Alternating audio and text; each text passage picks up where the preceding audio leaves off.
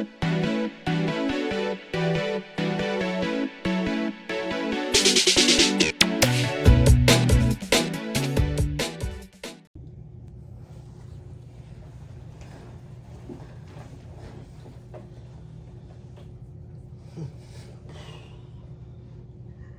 guys, Renee and Michael here. Hey. We are back with the day 2 recap from Deco Summit here in Miami, Florida. Yeah, guys. So hope you watched our video from the first day. We had a whole lot of fun. It was a little weird getting in, but we finally got it, and everything worked out really well. We really enjoyed ourselves at that first day, meeting folks and stuff like that. And now we're here for day 2, which was more of the hands-on kind of portion, not as many in-class lectures or talks or anything like that. But we spent most of the day on the TC-15, is that? TC-1501. 1501 Ricoma Embroidery machine. And so we're going to go and show you what we made and kind of what we did and our thoughts about that whole thing. Yeah. So I thought it was really great that they had a hands-on class where you had an opportunity to work on the machine, the particular machine that you own, which I thought was really great. So in the morning we went to the beginners class, had lunch, and then in the afternoon was the advanced class. Mm-hmm. Yeah, so we made a few projects in each session, and I thought it was good. I did think there would be a little bit more to the back end, I think, of the embroidery machine stuff. Mostly the issues always tend to come from tension, is kind of what it seems like. Either a digitizing issue on the front end where the file wasn't created properly, or there's something with tension on the actual thread that you're using. And so most of those things we kind of figure out on our own back in the shop. And I was kind of thinking that there would be some like mind-blowing tool Revelation or something, that they say, oh, this is why you might be having troubles with your embroidery machine, not just the tension knobs. So I do wish that there's like a little bit more on the back end, a little bit more inside baseball in terms of operating the machines, because if something happens back at home, you can turn the tension knob, but if that doesn't work, then you're feeling like you're stuck. And so we did run into an issue on the first project from the advanced class, and the instructor, who was very nice, very knowledgeable, did kind of work through that with us. But again, I think it was still more of either something was incorrect on the applique or on the file, or we kind of go back to tension. Yeah, because basically what we ran into was the thread would break like every few stitches, and that could be a wide variety of issues causing that. So eventually we ended up even changing needles, and it did a little better, but it still broke several more times after that. So that was kind of frustrating, and it kind of put us behind the rest of the class because we just couldn't get through this one design. But other than that, it went okay. Other than that, it was fine. I think that type of situations where I thought, coming to the class and talking to the experts, we would go, a solution that we didn't even think about, or that the tech support didn't even give us, and previously, would be the issue. Not just kind of keep changing things, kind of trying different solutions and stuff like that, like changing the needle, or I didn't know if we should have maybe changed the thread on the particular thread that kept breaking and kept twisting up and things like that. So there weren't a whole lot of more advanced solutions, I guess I would say.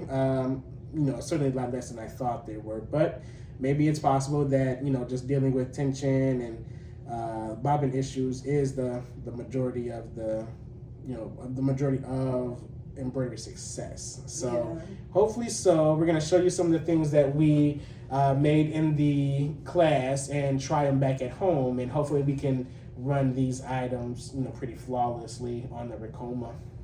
So this is the hat that we made in the beginners class.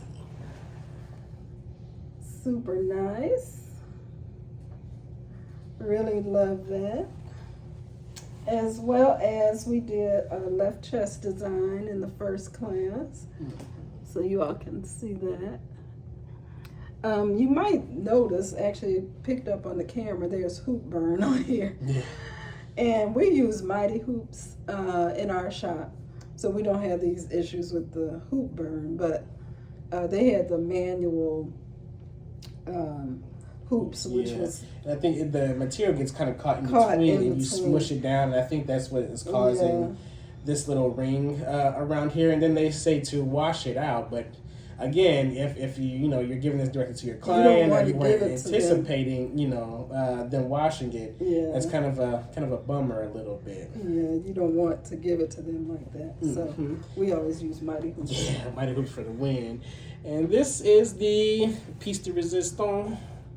So this is really nice. Wow, this was just great. 4-panel hats. You can see we have something on the back, something on the side. We have a puff, 3D puff design up front, and another side.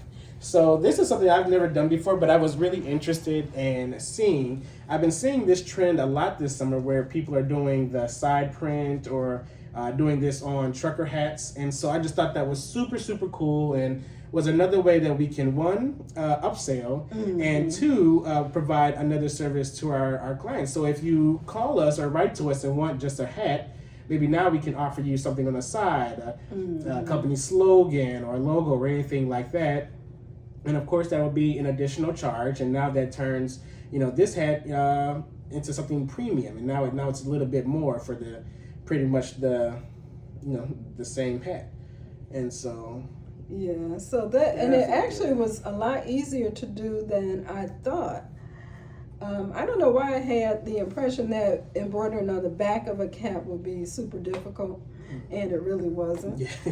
And the sides were pretty straightforward as well. Yeah, they made the design just pretty much a straight rectangle, and it just measured off, to where it would hit on the hat. So yeah, it's really eye-opening to see how easy that was to really up, the value of a cap or something like that. So definitely look forward to more videos of us showing you some projects like this. Absolutely. So to wrap up day 2, there is a VIP networking event tonight. And we hope to be able to pass out some business cards, meet more people. That's actually been a really good part of the summit as well, is getting to meet other people, talking to them about their business, what do they do, exchanging information. So that part has been great as well.